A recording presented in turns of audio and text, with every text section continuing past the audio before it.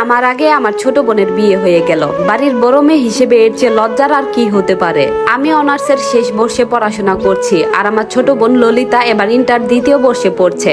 তবে আমার থেকে সে অনেক সুন্দর। সত্যি বলতে আমি দেখতে তেমন একটা সুন্দর না, গায়ের রং শ্যামলা বললে ভুল হবে, আসলে আমি কালো। দুই বোন একসাথে দাঁড়ালে যে কেউ ভাববে আমরা বুঝি দুই মায়ের সন্তান। আজ সকাল থেকে আমাদের বাড়িটা একদম খালি খালি লাগছে। কাল রাতে ললিতার বিদায় হয়েছে। উঠানে টাঙানো প্যান্ডেলটা এখনো খোলা হয়নি। চারপাশে প্যান্ডেলের বাঁশ আর প্লাস্টিকের লাল নীল চেয়ারগুলো ছড়ানো ছিটানো অবস্থায় পড়ে আছে। বাবুর্চিদের রান্নার বড় বড় ডেকচিগুলো উঠোনের এক কোণে জমা করে রাখা। কাল মাঝরাত পর্যন্ত যে বাড়িটা মানুষের চেঁচামেচি, হাসাহাসি আর গম গম শব্দে মুখরিত ছিল, আজ সকাল হতেই সেখানে এক অদ্ভুত নীরবতা নেমে এসেছে। আমি ঘরের বারান্দায় কাঠের একটা চেয়ারে বসে আছি। মা একটু পরপর ঘরে বাইরে আসছেন, আবার ভেতরে যাচ্ছেন। মায়ের চোখ দুটো লাল, সারা রাত কেঁদেছেন। ছোট মেয়েকে নতুন ঘরে বিদায় দেওয়ার কষ্টটা স্বাভাবিক, কিন্তু সেই কষ্টের আড়ালে যে একটা গোপন অস্বস্তি আর অপরাধ বোধ লুকিয়ে আছে তা আমি স্পষ্ট বুঝতে পারছি। মা আমার দিকে সরাসরি তাকাতে পারছেন না।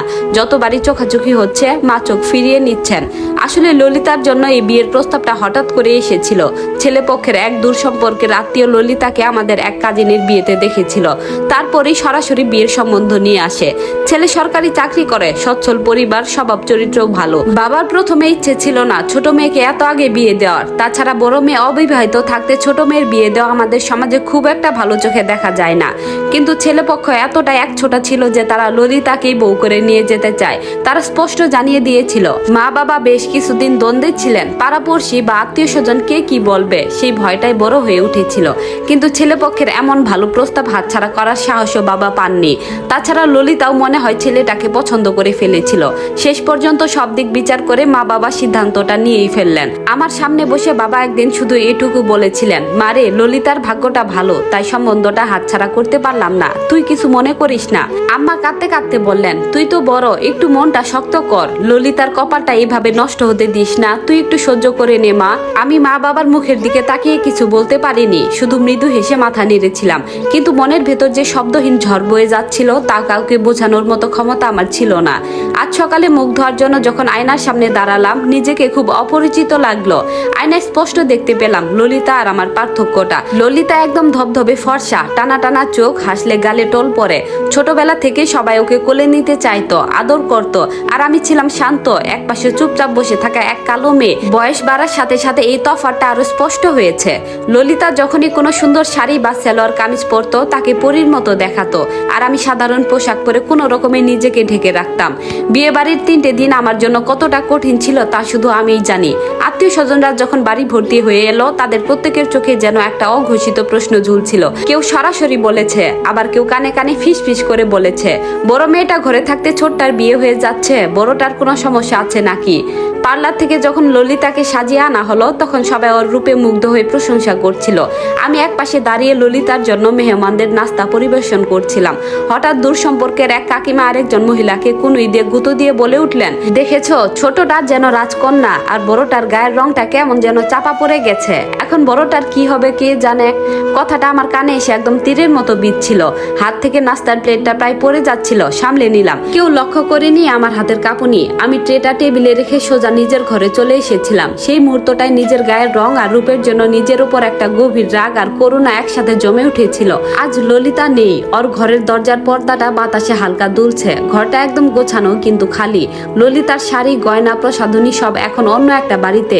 আমি অনার্সের বইগুলো টেবিলে নিয়ে বসলাম। সামনে পরীক্ষা, কিন্তু মাথার মধ্যে পড়া ঢুকছে না। শুধু মনে হচ্ছে কাল থেকে যখন আমি কলেজে যাব, বান্ধবীদের মুখোমুখি হব, তখন ওদের প্রশ্নের উত্তর কিভাবে দেব। সবাই জানতো আমার ছোট বোন ইন্টারের ছাত্রী। তারা যখন শুনবে ছোট বোনের বিয়ে হয়ে গেছে তখন নিশ্চয়ই আড়ালে হাসাহাসি করবে। বাবা বারান্দায় এসে দাঁড়ালেন। বাবার হাতে এক কাপ চা। আমার দিকে তাকিয়ে নিচু গলায় বললেন, মা কিছু খাবি না? সকাল থেকে তো মুখে কিছু দিসনি। আমি বই থেকে চোখ তুলে বাবার দিকে তাকালাম। বাবার চেহারায় বয়সের ছাপ যেন কালকের পর থেকে আরো স্পষ্ট হয়ে উঠেছে। আমি সাধারণ গলায় বললাম, ক্ষুধা নেই বাবা, একটু পর খাবো। বাবা একটা দীর্ঘশ্বাস ফেলে আমার মাথার উপর হাত রাখলেন। কোনো কথা বললেন না, কিন্তু বাবার ওই হাতের স্পর্শে বুঝে নিলাম কথা না বলেও মানুষ কিভাবে ক্ষমা চায়। হঠাৎ করে সামনের রাস্তা দিয়ে একদল ছোট ছেলে মেয়ে চেঁচামেচি করে পার হয়ে গেল। ওদের আওয়াজে আমার ভাবনার জালটা ছিঁড়ে গেল। আমি আবার আয়নার দিকে তাকালাম। কালচে চেহারার এই মেয়েটার ভেতরে যে একটা মন আছে, সেই মনটা যে অপমান আর লজ্জায় দুমড়ে মুচড়ে গেছে, তাই সমাজে হয়তো কখনোই কারো নজরে আসবে না, কিন্তু আমাকে তো বেঁচে থাকতে হবে। হবে, পড়াশোনা শেষ করতে হবে। লড়াইটা যে কতটা কঠিন হতে যাচ্ছে তা আমি আজকের এই নীরব সকালটাতেই হারে হারে টের পাচ্ছি। আমাকে কিছু করতেই হবে, না হয় আমি নিজেকে শেষ করে দিব। দুটোর একটা আমি করবই। বাবার হাতের স্পর্শটা যখন আমার মাথা থেকে সরে গেল, বাবা যখন আর কিছু না বলে ধীর পায়ে হেঁটে নিজের ঘরে চলে গেলেন, বাবার সেই অপরাধ বোধে জমে থাকা নিস্তব্ধতা আমাকে কোনো সান্ত্বনা দিতে পারলো না, বরং ভেতরের আগুনটাকে আরো উস্কে দিল। টেবিলে রাখা অনার্সের বইগুলোর দিকে তাকালাম। পাতার পর পাতা কালো অক্ষরে লেখা জ্ঞান, যা এতদিন আমার কাছে শুধু একটা ডিগ্রি পাওয়ার মাধ্যম ছিল, কিন্তু আজ এই বইগুলোকেই আমার একমাত্র হাতিয়ার মনে হলো। ঘরের দেওয়ালে ঝুলতে থাকা ছোট আয়নাটার সামনে গিয়ে দাঁড়ালাম। আবার আয়নার কাছে গিয়ে নিজেকে বললাম, রূপের কাছে তুই হেরে গেছিস রূপিতা, কিন্তু জীবনের কাছে হারবি কেন? চেহারা দিয়ে যা পাওয়া যায়নি, যোগ্যতা দিয়ে তার চেয়ে 1000 গুণ বেশি ছিনিয়ে নিতে হবে। নিজের উপর যে গভীর করুণাটা সকাল থেকে জমেছিল, মুহূর্তে তা শক্ত হয়ে এক জেদে রূপ নিল। এই সমাজে যার রূপ নেই, তার গুণের দাম দিতে মানুষ বাধ্য হয় তখনই যখন সে এমন কোনো জায়গায় পৌঁছায় যেখানে পৌঁছানো সাধারণ মানুষের পক্ষে অসম্ভব। ললিতার রূপ হয়তো ওকে একটা ভালো সংসার দিয়েছে, কিন্তু আমার আত্মসম্মান আমাকে এমন এক নাম দেবে যা কেউ কেড়ে নিতে পারবে না। আমি ঠিক করলাম এমন এক জায়গায় আমাকে যেতে হবে যেখানে কথা বলতে গেলে এই সমাজ, এই আত্মীয় স্বজনদের 5 বার ভাবতে হবে। নিজের অস্তিত্ব শেষ করে দেওয়ার চিন্তাটা মুহূর্তের মধ্যে ধূলিসাৎ হয়ে গেল। দুপুরের দিকে বাড়িটা যখন আরো ঝিম ধরে এলো, আমি নিজের পড়ার টেবিলটাকে নতুন করে গুছিয়ে নিলাম। অনার্স শেষ বর্ষের ফাইনাল পরীক্ষার আর মাত্র 3 মাস বাকি। এতদিন যা পড়েছি তা যথেষ্ট নয়। এখন থেকে প্রতিদিনের প্রতিটি ঘন্টা আমার হিসাব করে চলতে হবে। ললিতার খালি ঘরটার দিকে আমি আর তাকালাম না। মেহমানদের রেখে যাওয়া থালা বাসন গুছাতে যখন মা আমাকে ডাকতে এলেন, আমি এক পলক মায়ের দিকে তাকালাম। মায়ের চোখে তখনও জল। মা হয়তো ভেবেছিলেন আমি কেঁদে কেটে ঘর মাথায় করব, কিংবা মা বাবার উপর অভিমান করে মুখ ভার করে থাকবো, কিন্তু আমাকে শান্তভাবে পড়ালেখার টেবিলে বসে থাকতে দেখে মা যেন একটু অবাকই হলেন। মা নিচু গলায় বললেন, মা টেবিলে কিছু খাবার রেখেছি, খেয়ে নে। আমি খুব স্বাভাবিক আর শান্ত গলায় জবাব দিলাম, আমি পরে খেয়ে নেব আম্মা, তুমি এখন আমায় একটু পড়তে দাও। আমার এই নির্লিপ্ততা দেখে মা আর কিছু বলার সাহস পেলেন না, আড়ালে একটা দীর্ঘশ্বাস ফেলে চলে গেলেন। পরদিন সকালে কলেজে যাওয়ার সময়টা ছিল সবচেয়ে কঠিন। গায়ে একটা সাধারণ সুতির ছাই রঙের কামিজ জড়িয়ে যখন হেঁটে যাচ্ছিলাম, গলির মোড়ে দেখা হয়ে গেল প্রতিবেশী রোকেয়া খালার সাথে, যিনি গতকাল বিয়ে বাড়িতে এসে সব থেকে বেশি ফিসফিস করেছিলেন। আমাকে দেখে তিনি হাঁটা থামিয়ে করুণার চোখে তাকালেন আর বললেন, কিরে রূপিতা, কলেজের দিকে যাচ্ছিস? তা ছোট বোনের শ্বশুর বাড়ি কেমন হলো রে? তোদের তো ভাগ্য ভালো, এমন সরকারি চাকরিজীবী ছেলে এত সহজে পেয়ে গেলি। তবে তোর জন্য কষ্ট হয়, বড় মেয়েটাকে ঘরে রেখে ছোটটাকে পার করতে হলো। তা তোর পড়ালেখা আর কতদিন? কথাগুলোর পেছনে যে খোঁচাটুকু লুকিয়েছিল তা আমি খুব ভালোভাবেই বুঝতে পারলাম। আগের দিন হলে হয়তো আমি কিছু না বলে চলে আসতাম, কিন্তু আজ আমি রোকেয়া খালার চোখের দিকে সোজা তাকিয়ে হাসলাম, একটা একদম স্বাভাবিক হাসি। আমি বললাম, পড়ালেখা প্রায় শেষ খালা, আর ললিতার ভাগ্য ওর সাথে, আমারটা আমার সাথে। দোয়া করবেন যেন সামনে বাবার নামটা বড় করতে পারি। আমার এমন সরাসরি জবাব তিনি আশা করেননি। আর কোনো কথা না বাড়িয়ে তিনি দ্রুত পা চালিয়ে চলে গেলেন।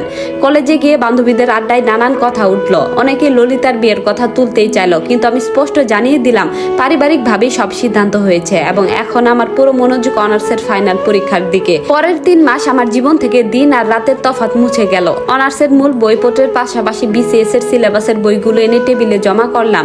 আত্মীয়দের আনাগোনা কমতে লাগলো, ঘরের পরিবেশও স্বাভাবিক হতে শুরু করলো। পরীক্ষা শেষ হলো, ফল প্রকাশের দিন দেখা গেল পুরো বিভাগে আমি প্রথম শ্রেণী পেয়েছি। কলেজের শিক্ষকরা ডেকে প্রশংসা করলেন, কিন্তু আমি জানতাম এটা কেবল লড়াইয়ের সূচনা। সত্যিকারের যুদ্ধটা সামনে, যেখানে আমাকে এমন এক উঁচুতে পৌঁছাতে হবে যা আজকের রূপিতা কল্পনা করলেও সমাজ ভাবতে পারে না। টেবিলে রাখা বিসিএস প্রিলিমিনারির বইটা খুলে বসতেই বাইরের গাড়ি থামার শব্দ হলো। ললিতা আর তার স্বামী নায়র এসেছে। ঘরে হঠাৎ করে আবার আগের মতো হইচই শুরু হয়ে গেল। আমি চেয়ার ছেড়ে উঠলাম না, শুধু বইয়ের পাতায় চোখ রেখে ভাবলাম, লড়াইয়ের প্রথম ধাপ মাত্র শেষ হলো, আসল পথ তো এখন অনেক দূর। গল্পটি কেমন লাগলো জানাবেন। এটি ছিল গল্পের প্রথম পর্ব, আর পরবর্তী পর্বটি শুনতে চাইলে অবশ্যই একটি কমেন্ট করবেন। ধন্যবাদ।